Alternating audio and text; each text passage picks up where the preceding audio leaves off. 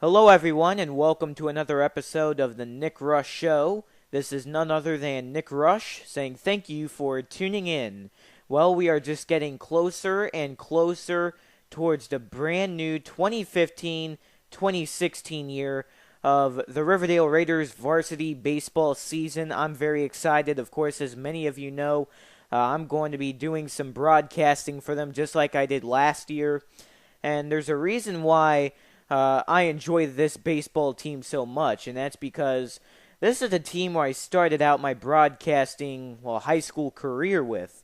So I sure did have one heck of a time getting in the door, for lack of a better term, and starting to actually call games on site. So it really does hit close to home when I hear that the Raiders are coming back this season.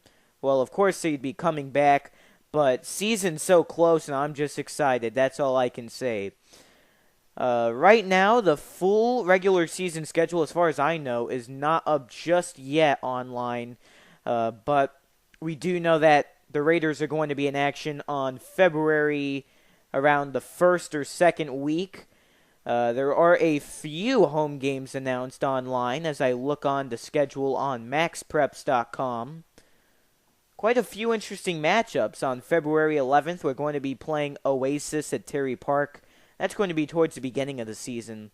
The first home game it shows on here, it may not be the actual first home game. I can't really answer that for you until we have the full schedule released. But on this list right now, it says on February 16th, we're going to be playing Bishop Verot this year at Riverdale High School. So that's going to be one heck of a game to call. I can't remember which year it was, if it was last year or the year before that, but I do remember that Bishop Verot. Yeah, now that I think of it, it was last season. Bishop Verot made it all the way to the Florida High School Athletic Association Baseball Finals, which took place at JetBlue Park this season in Fort Myers, Florida. That is where the Boston Red Sox play their spring training home games at, so very is great when you have a high school team play there that's from the area, because even if you're wearing a home uniform during the tournament, you're still having that home field advantage. Students from the school are able to just drive down the road and cheer on the team. Not to mention, do it in a Major League Baseball-like atmosphere. That truly is something unique. So good for them, but we will be playing Bishop Verot on February 16th. The website says that the first pitch is going to be at 7 p.m. at Riverdale High School. That's going to be one heck of a game to call, I'll tell you already. We'll be playing Ida Baker later on this season in March. Fort Myers High School, which that's going to be another epic game because it's going to be the first time the two teams meet up at Riverdale High School ever since that epic district contest, which I constantly talk about from last year. The two teams are going to meet up first on March 15th at Fort Myers High School, and then again on the 29th of March at Riverdale. So I'll be doing some commentary for that game. And on the temporary list we have right now, on the bottom of the list, it's going to be March 7th, Riverdale versus Cypress Lake. So those are some of the home games we have on the list, and I am very excited, but really wanted to make a new episode, talk about how excited I am for the upcoming season, because I'm really just wondering I got mixed up there, pardon me. But anyways, I'm really curious to see where we are going to head from last year.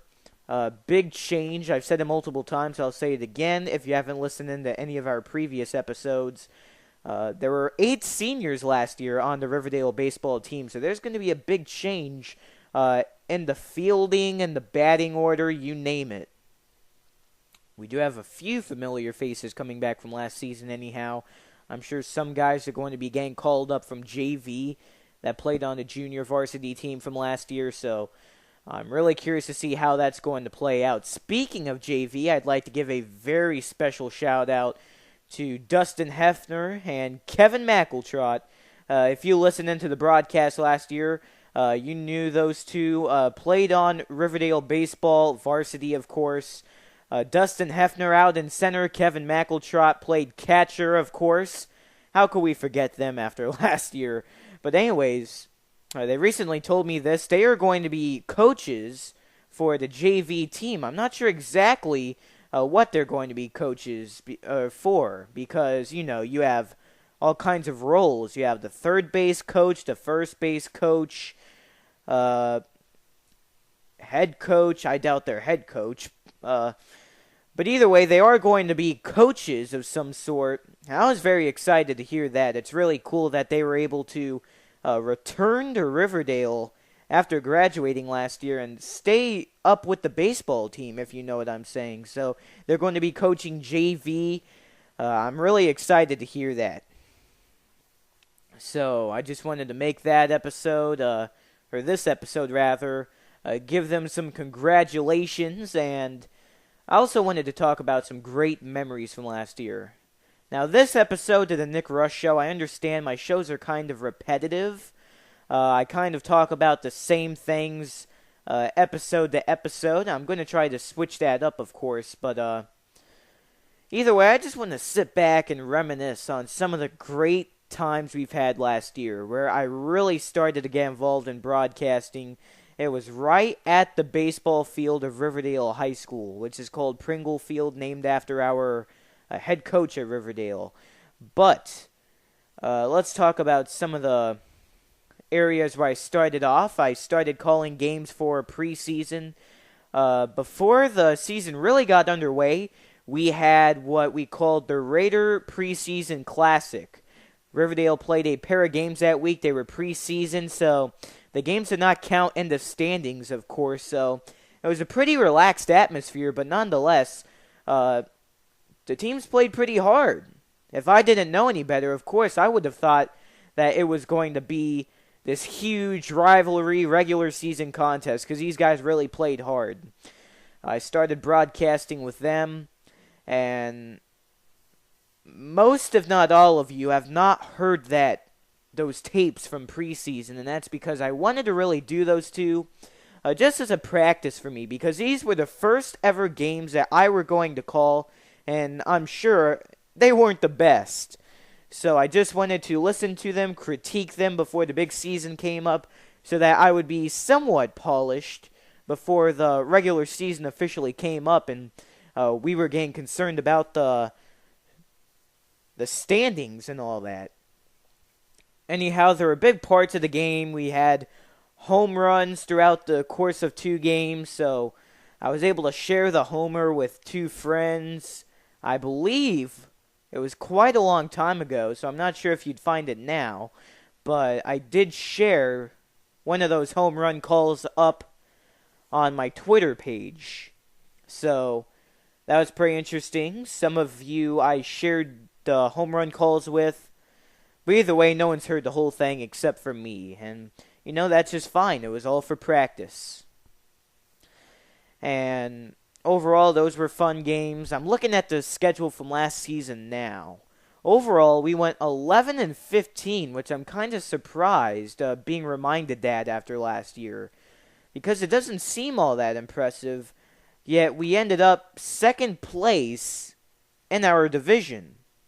That is absolutely crazy. Last year, we were a part of 7A District 11. I believe this year we may be a part of 7A District 12, just like our football and basketball teams are this season. But, yeah, Riverdale ended up second place. In fact, let's take a look at the entire division. Last year, we shared 7A District 11 with Gulf Coast, Fort Myers, and Charlotte. And by us, I mean Riverdale, of course. Riverdale went 11-15. Gulf Coast 21-8. They were the dominating team of the district. Obviously, they were very successful. Let's see how far they got.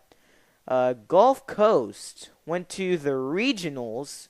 Anyhow, they fell to Sarasota High School in a 9-inning contest 4-0. That game went to extra innings. Keep in mind, in baseball, at the high school level, at least in Florida, the games are 7 innings of regulation, and we will have extras if by 7 innings we are tied up. Fort Myers went 13-15 last year. Finally, Charlotte went 7-14. So overall, it was one heck of a season last year.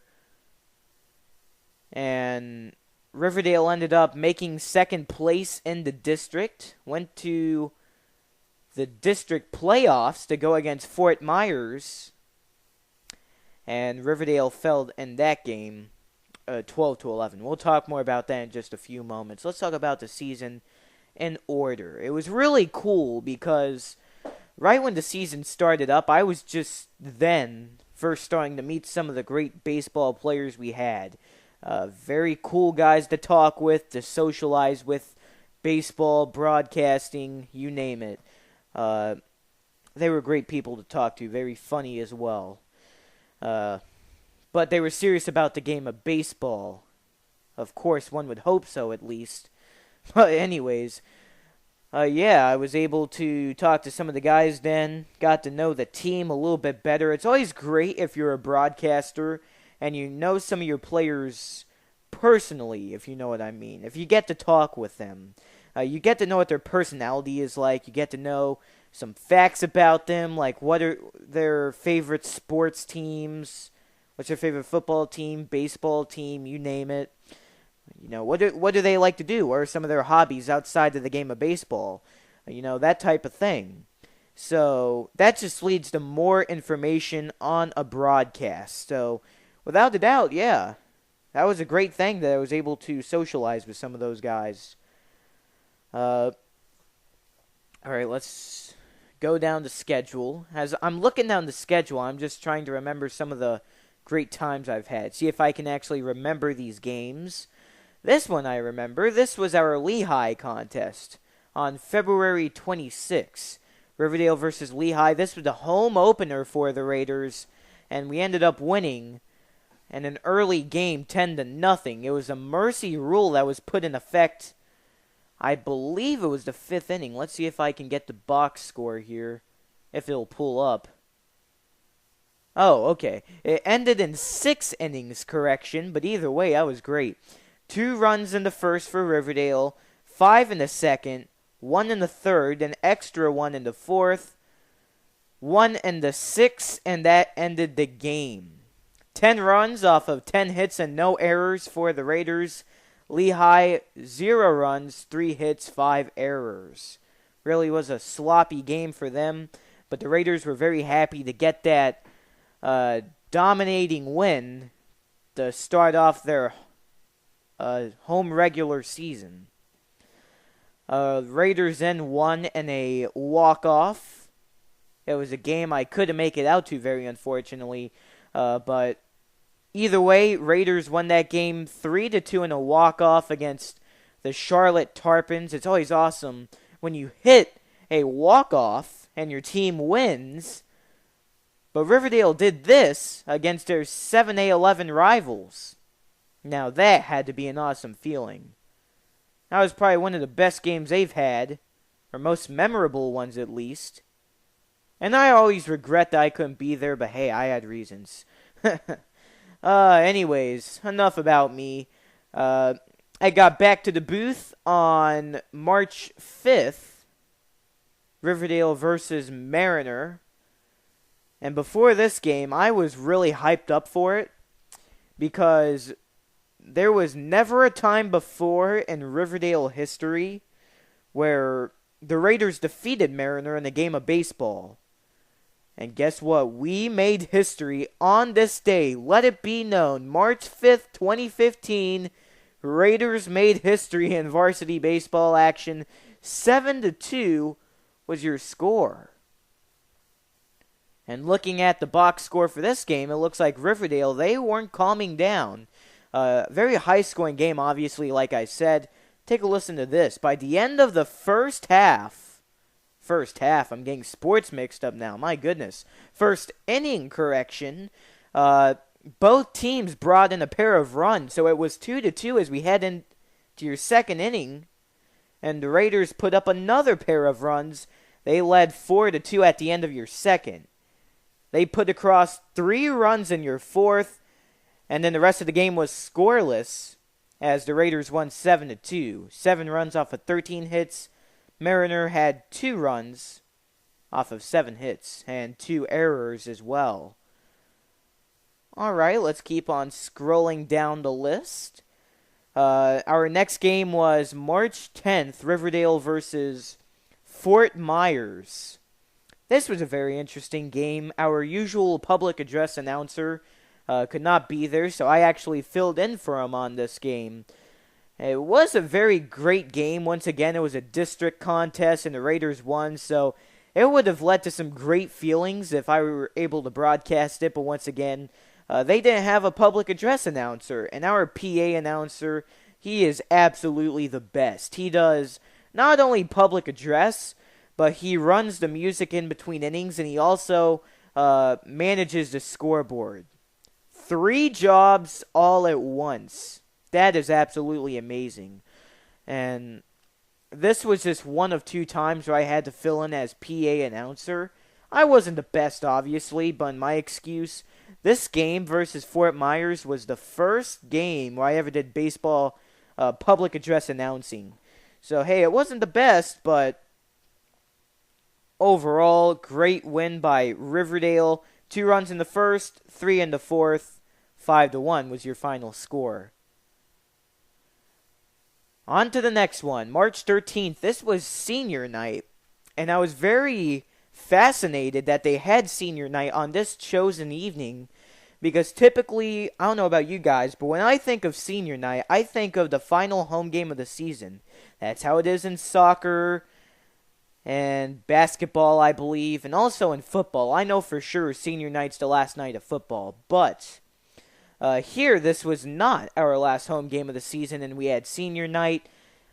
From what I remember, this was our only Friday night ball game we had at Riverdale. So, I'm sure that's the reason why. It was a great evening because we had a nice ceremony for all 8 of our seniors on the team before the game. What I remember is behind home plate, towards the backstop area where the grass is, someone, I'm not sure who it was, but they put down spray paint, and they spray painted the numbers of the seniors. For example, let's say there was a senior named number 8. They put down number 8 in spray paint. Let's say there was another one named number 13. They put down number 13 right next to that. So that was really cool. Behind home plate, they had all the senior numbers down there. And then after the game, they also had a ceremony of some sort.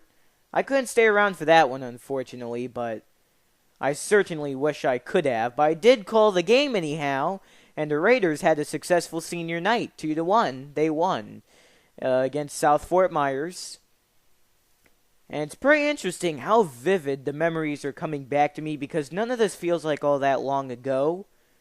Yet, I mean, this is January 20th as I record this episode. And I started calling games back from last February, so it's coming up very fast. I just can't believe how fast the time flies by. I'm sure most, if not all, of the baseball players feel that same way as well. But yeah, 2-1 win. Riverdale beat out South Fort Myers. This is where the team really started to move right along. That extended their winning streak to 5 games, and that broke on March 17th when the Raiders lost to Heritage High School, which was a school that came all the way down to Southwest Florida from Maryville, Tennessee. Oh my goodness, that game almost gave me a heart attack. 6-5. And the reason why that game was so nerve-wracking was because it came down to the wire. I kid you not. Game ended in 8 innings. This was our first game of the year where it came down to extra innings. And my goodness, it was a heartbreaker. Heritage won 6-5 at the end of, once again, 8 innings. That game went very late into the night. It was one of our longer games, I remember. But it wasn't our longest. I think our longest one was our preseason game. It was our first one. It was versus Estero. And that game went past around 10:30 p.m. when it ended. So I was just happy to get home, see my bed, and just rest up for the next day of school because that was one heck of a game. The reason it really went so late is because there was another game going on the field before the Raiders varsity baseball game.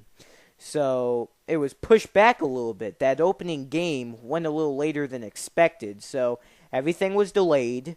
The varsity game should have ended at around 10 p.m. It ended at 10:30, but hey, one heck of a game once again. I shouldn't complain.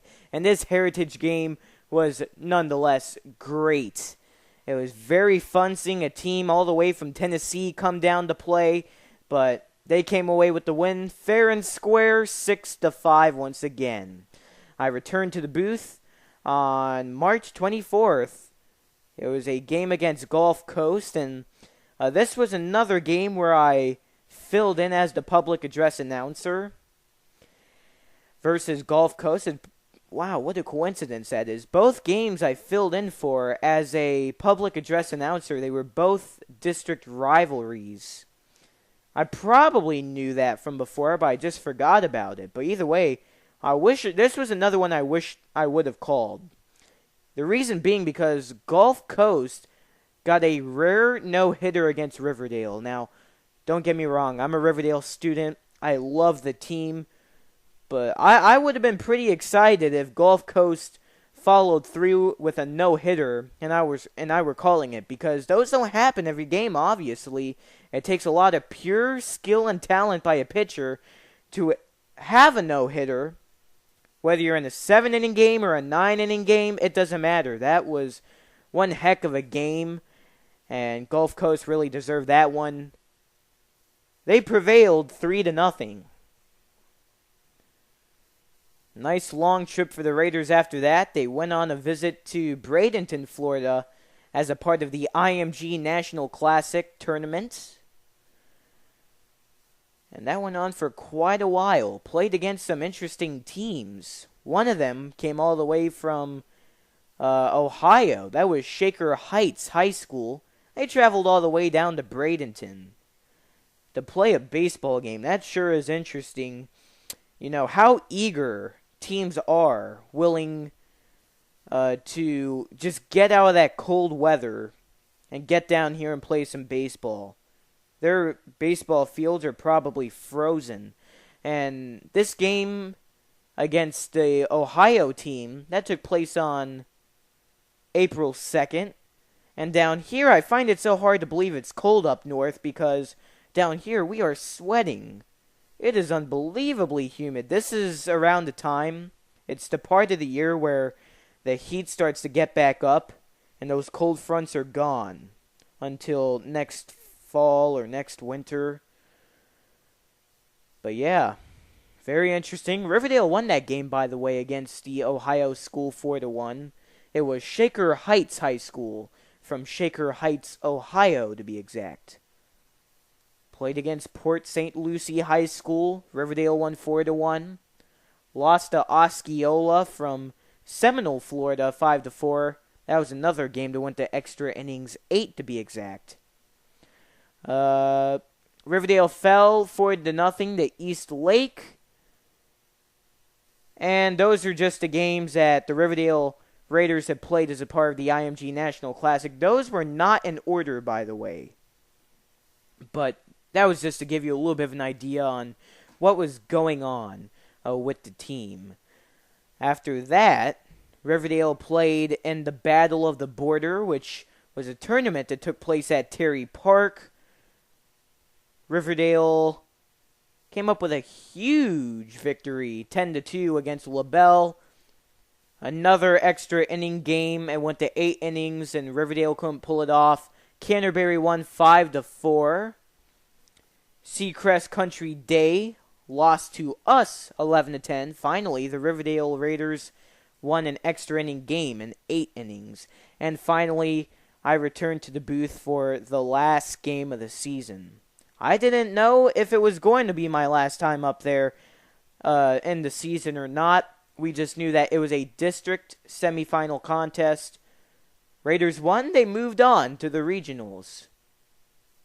If they lost, they went home. Season over. And 7th inning.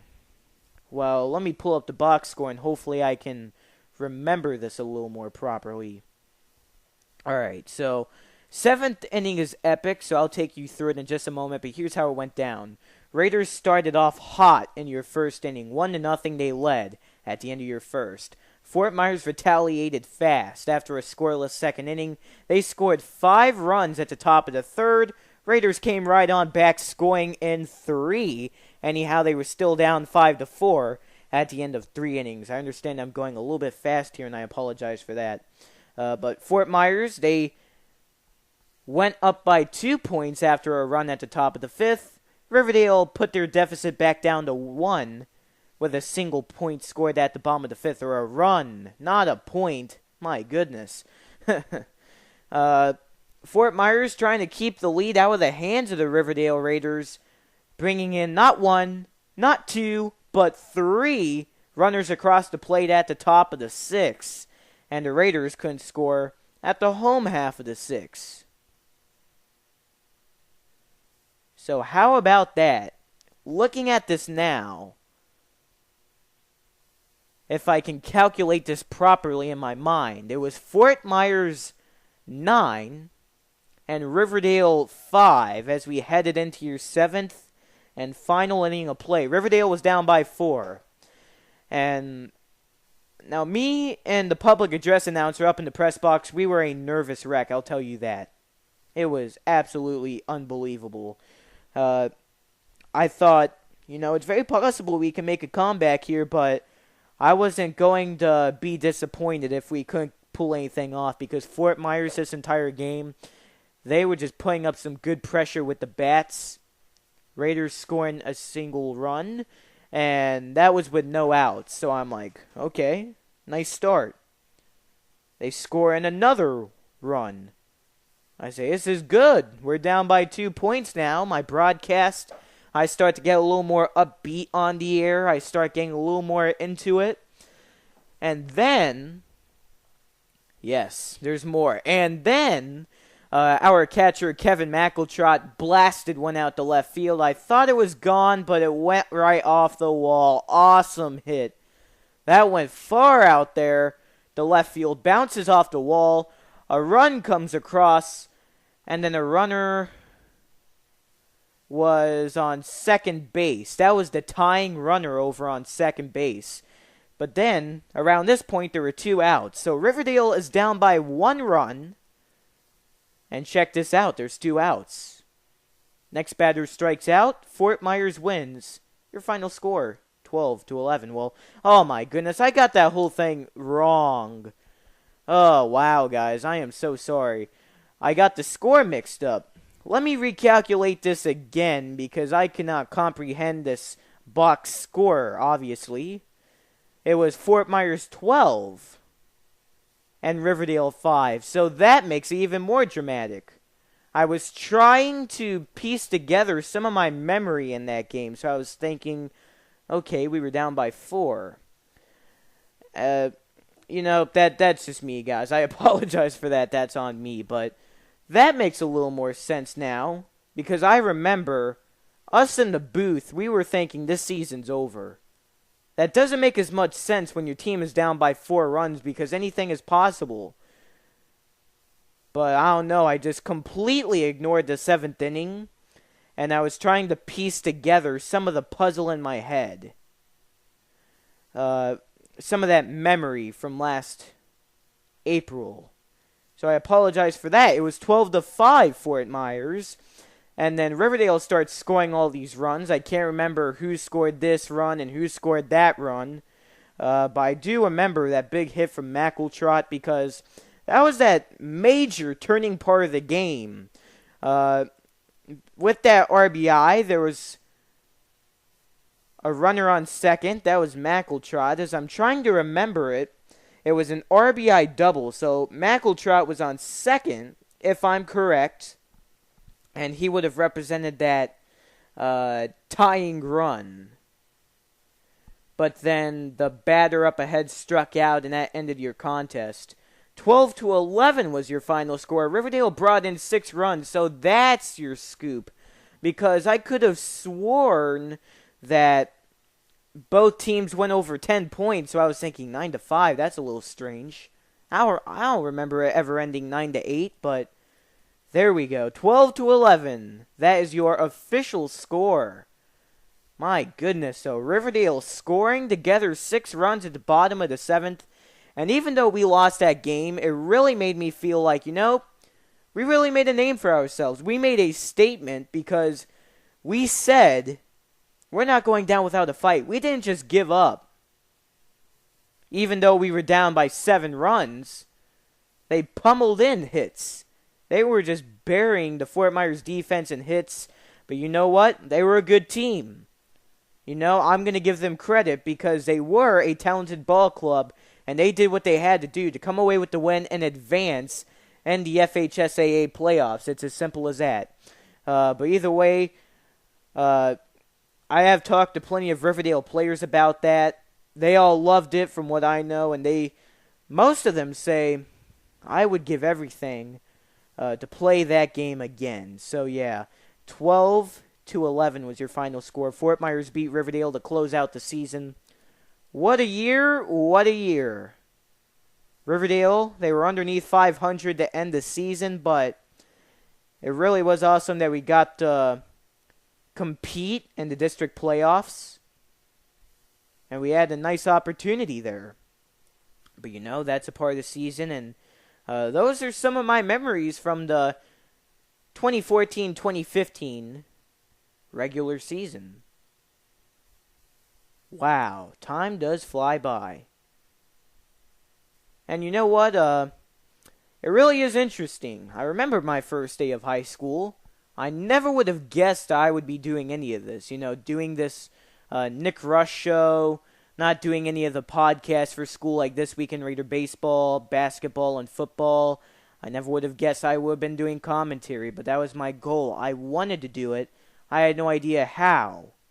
And, I'm just very thankful that the school gave me this great opportunity to become a broadcaster, and it gave me the opportunity to hone my skills in football, baseball, and basketball. So I'd like to thank the school. I'd like to thank all of you for listening in to my podcast as well. I know sometimes I can ramble here on the Nick Roesch Show.